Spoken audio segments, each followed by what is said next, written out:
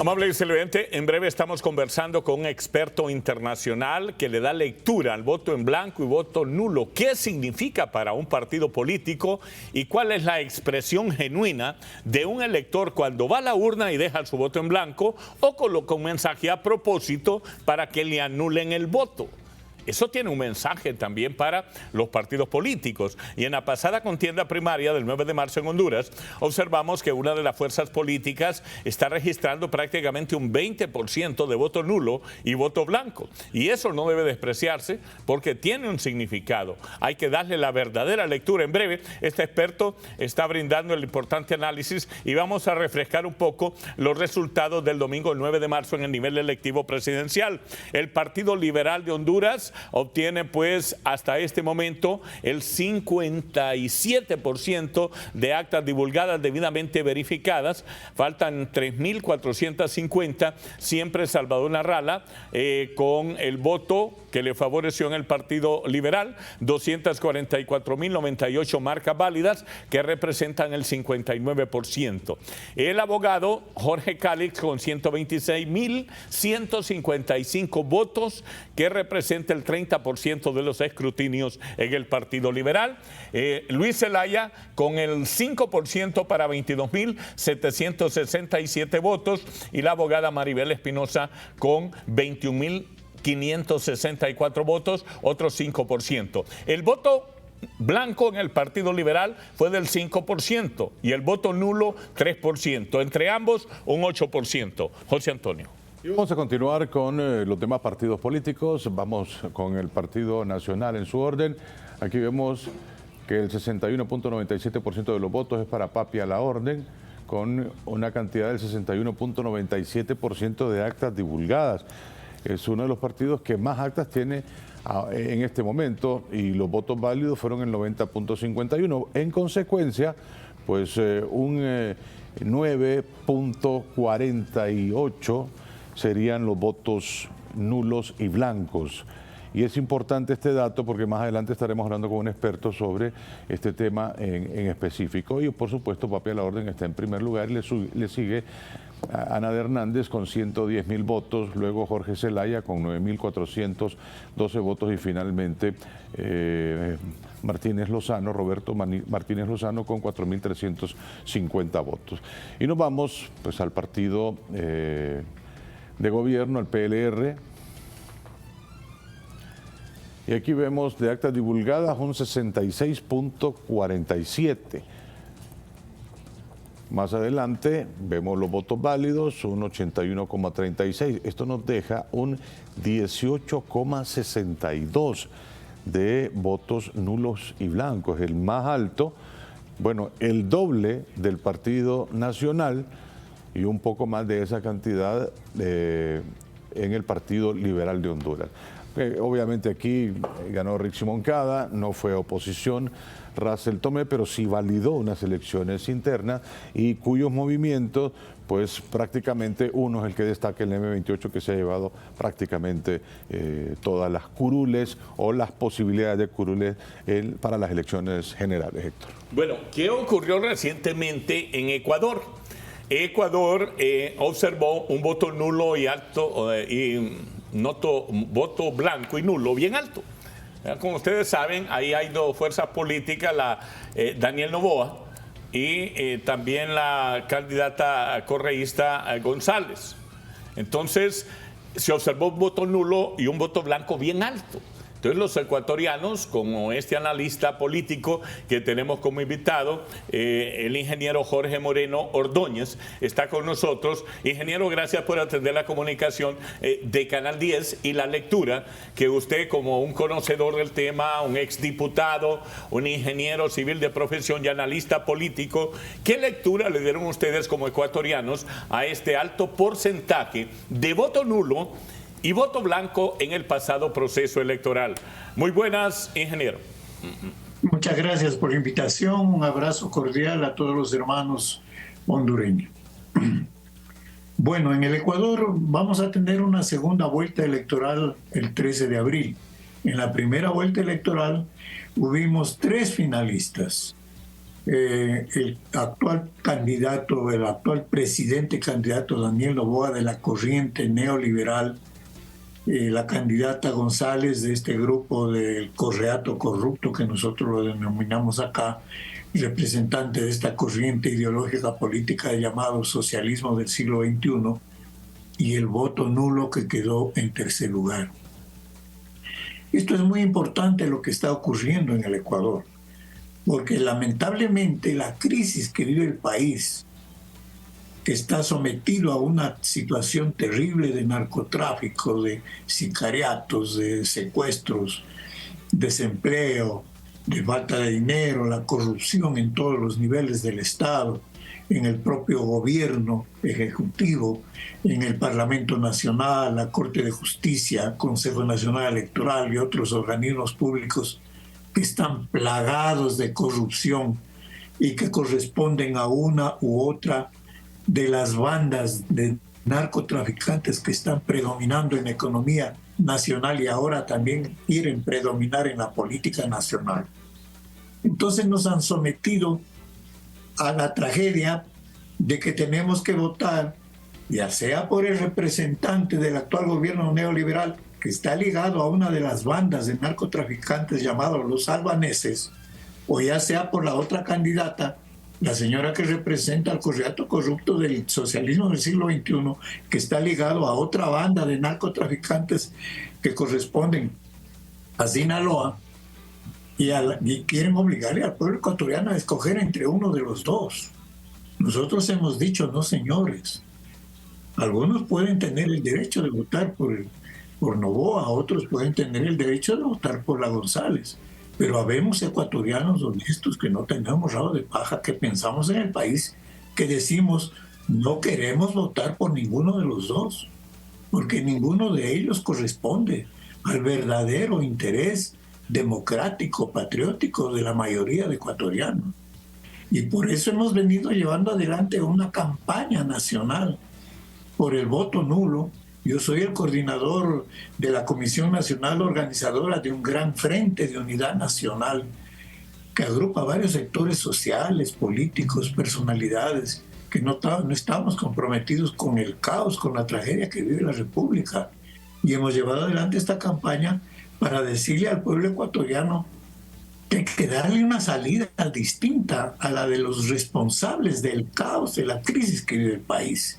Y esa salida distinta es la que hemos planteado, que triunfe el voto nulo en el Ecuador en esta segunda vuelta el 13 de abril, porque de acuerdo a la Constitución de la República, si es que a nuestra Constitución, al Código de la Democracia, que rige en el gobierno, si es que gana el voto nulo, se tienen que anular las elecciones y se puede ir a un nuevo proceso electoral sin los mismos candidatos que han estado. Pero nosotros hemos dicho, hay que hacer que gane el voto nulo para que se anulen las elecciones y se convoque a una asamblea constituyente del pueblo convocada por nosotros, no por Noboa ni por Correa, sino por el pueblo ecuatoriano, que de acuerdo al artículo 444 de nuestra Constitución, la ciudadanía puede realizar esta convocatoria con un estatuto electoral que nos permita que no sean los mismos partidos políticos los que pongan los candidatos, porque esa es la tragedia. Nos obligan a votar por los candidatos de los partidos políticos que están legalizados y que el pueblo ecuatoriano en esta primera vuelta los despreció con un 99% de repudio. Entonces estamos viviendo un momento histórico, un momento, una coyuntura que vale que ustedes la conozcan, que nosotros estamos empeñados en darle una salida distinta, no para que venga un nuevo gobierno neoliberal, pues que son de los grandes empresarios, de la gran oligarquía, de los grandes multimillonarios ligados al narcotráfico, o tampoco por este grupo de llamado socialismo del siglo XXI, que dicen que son de izquierda, pero que pertenecen a ese mismo rango. Y por lo tanto dar una salida democrática, patriótica, al pueblo ecuatoriano que nos permita ir a esa asamblea constituyente del pueblo para derogar la constitución de Montecristi que la montó el Correato Corrupto del llamado socialismo del siglo XXI y que es la base jurídica de toda la tragedia nacional. Sobre esa base, derogar esa constitución elaborar una nueva constitución que corresponda a los verdaderos anhelos de una nueva democracia para un nuevo Ecuador, que debe ser fruto de la inteligencia y del trabajo de la mayoría de hombres y mujeres ecuatorianos que somos honestos, que somos trabajadores y que queremos realmente el bien para todos. Moreno, José Antonio Murphy le saluda con mucho gusto. No sé si estaba hablando de Honduras o de Ecuador, pero las similitudes son tan amplias que la conversación con usted va a ser seguramente muy fructífera.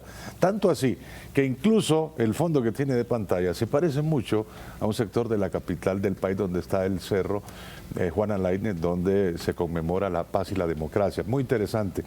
Interesante también de que Rafael Correa fue recibido en Honduras como un hombre distinguido, cuando entiendo que es un fugitivo de la justicia de Ecuador, y lo primero que dijo al llegar que había que maniatar a la prensa. Afortunadamente la prensa, digamos, tiene un código más bien irreverente en torno a temas de país y cuando se trate de acallar boca. Lo cierto es que el ejercicio del domingo del 9 de marzo ha representado un hito en la historia de nuestro país. Nunca se habían presentado situaciones tan adversas a la democracia y de hecho continúan las impugnaciones y las protestas. Tenemos serias preocupaciones de que este ensayo a nivel escala un poco más pequeño se pueda replicar en las generales y ahí sí, pues no terminar decidiendo nosotros, sino las autoridades de turno. Ingeniero Moreno. Bueno, en primer lugar quiero hacer conocer a la opinión pública hondureña que Rafael Correa es un delincuente prófugo.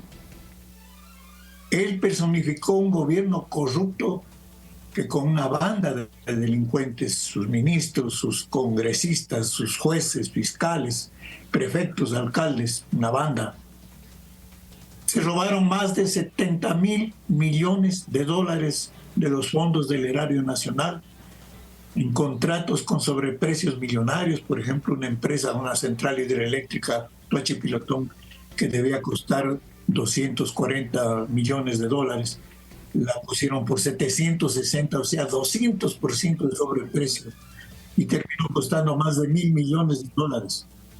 Es decir, se robaron 70.000 millones de dólares. Vendieron el país a las empresas extranjeras entregando el petróleo, las minas, los recursos naturales. Renunciaron a las 200 millas de mar territorial. Pero dentro de todas sus fechorías cometieron graves errores que fueron detectados y fueron enjuiciados y fueron sentenciados por la justicia ecuatoriana. Hay una sentencia ejecutoriada que este sujeto, que es un prófugo de la justicia, es un delincuente prófugo, debe regresar al Ecuador y no regresa porque es un cobarde. Debe regresar al Ecuador para ir a la cárcel a cumplir su condena. De tal manera que él no tiene ninguna autoridad moral para hablar a nombre de los ecuatorianos honestos y los ecuatorianos de bien en nuestro país. Eso debe quedar muy claro. En segundo lugar, debo señalar que la única salida que nos queda a los pueblos, porque los pueblos centroamericanos, el pueblo de Ecuador, todos los pueblos de Latinoamérica, en este momento estamos siendo víctimas de dos corrientes ideológicas dañinas para los pueblos. La una, la del llamado socialismo del siglo XXI, que ha sido aquí en el Ecuador un fracaso total, y pienso que ha sido un fracaso en los demás países donde han pretendido implantarlo. Y la otra corriente, la del neoliberalismo, que también ha sido un fracaso aquí en el Ecuador con el gobierno pasado del banquero Guillermo Lasso, del actual bananero Daniel Noboa, y de la oligarquía bananera que está ligada al narcotráfico. Entonces, estas dos corrientes ideológicas han sido un fracaso. No podemos nosotros someternos a sus mandatos y a sus órdenes. Los pueblos de América tenemos que pensar y tenemos que erguirnos con dignidad para enfrentarlos y derrotarlos, en este caso en las urnas, como lo estamos haciendo en el Ecuador. Y sobre esa base poder construir un nuevo Ecuador en nuestro caso, y en el caso de ustedes, un nuevo país. Esas serían mis reflexiones en lo que corresponde a nuestro Ecuador. Entiendo, como usted muy bien lo decía, Somos muy parecidos. Yo le estoy saludando desde Quito, la mitad del mundo, nuestra bella capital de todos los ecuatorianos. Se parece mucho a vuestro país. Somos los mismos y los problemas en esencia son los mismos. Por lo tanto, las soluciones también deben ser los mismos desde el punto de vista de los pueblos y no de las grandes oligarquías y corruptos que son responsables del caos, de la tragedia nacional y del dolor de nuestros pueblos.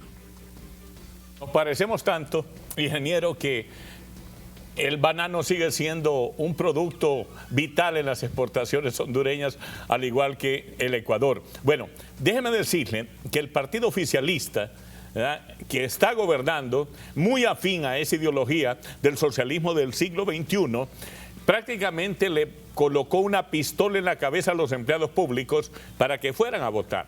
Pagaron votos y eso lo están denunciando los mismos activistas de este partido político. Pero ¿qué lección le dieron los electores? Mire, ingeniero, un alto porcentaje de la votación de este partido fue votos nulos y votos blancos. Eso tiene un significado. ¿Cuál es el mensaje que debe dársele al político cuando recibe esta gran cantidad de votos en blanco y votos nulos en sus mismas urnas, ingeniero? El primer mensaje es de repudio a ellos, de condena a ellos, que no los queremos, que ya no queremos que sigan gobernando, desgobernando nuestro país. Ese es el primer mensaje de repudio, de indignación, de protesta. Y el segundo mensaje es de propuesta, porque no nos limitamos solamente a decir hay que votar nulo. Decimos nosotros en el Ecuador, vamos al triunfo del voto nulo digno 2025, ahora el 13 de abril. Pero conjuntamente con eso estamos planteando la necesidad de convocar de manera inmediata por parte del pueblo una asamblea constituyente del pueblo para derogar la Constitución de Montecristi, que es la base jurídica de todo este caos, y para elaborar una nueva Constitución de la República que parta del pueblo, que nos permita construir una nueva democracia, un nuevo Estado, un nuevo Ecuador, porque de eso es lo que se trata. No se trata simplemente de un nuevo gobierno, ya sea del socialismo del siglo XXI o del neoliberalismo del siglo XXI, no. Se trata de construir un nuevo Estado, una nueva república en beneficio de la mayoría de los ecuatorianos. Bueno, en Honduras el voto nulo y el voto blanco representó casi el 20% de los votos obtenidos por el partido de gobierno, mucho más alto, incluso por el doble que los otros dos partidos. Da la impresión de que hay un mensaje claro como el que usted apuntaba, ¿no? No estamos de acuerdo o fuimos obligados a venir a votar porque somos parte de la estructura de gobierno, que como empleados somos extorsionados, que si no venimos so pena de nuestra pérdida del sustento diario, en fin, tantas cosas. Yo casi hubiera querido que le fuera bien al partido de gobierno, porque mucho me temo, como ya ocurrió en el 2009 y por lo cual fue defenestrado Manuel Zelaya Rosales, que ahora es el esposo de la presidenta y asesor, pues que toma muchas decisiones en el gobierno, pues estaría prácticamente haciendo lo que tenga que hacer para mantenerse en el poder como lo hizo en aquel momento. Y no quisiera que en Honduras se viniera una situación verdaderamente compleja y alejada de la democracia. ¿Qué opinión le merece, ingeniero? Bueno, yo podría responderle a usted con nuestra experiencia. ¿Qué decimos nosotros los ecuatorianos en nuestro país en este momento frente a estas dos opciones que son parecidas a las de ustedes? Nosotros decimos, no podemos seguir en esta tragedia del gobierno neoliberal de Daniel Noboa. Eso ya debe terminar. Seguidamente decimos, no podemos regresar al pasado del socialismo, del llamado socialismo del siglo XXI de Correa, del nefasto gobierno que ya lo cuestionamos. No podemos. Lo que tenemos que hacer es avanzar al futuro, a la construcción de una nueva democracia. Creo que ahí más o menos se puede reflejar en esencia el sentimiento de nuestros pueblos y la verdadera perspectiva que deberíamos impulsarla.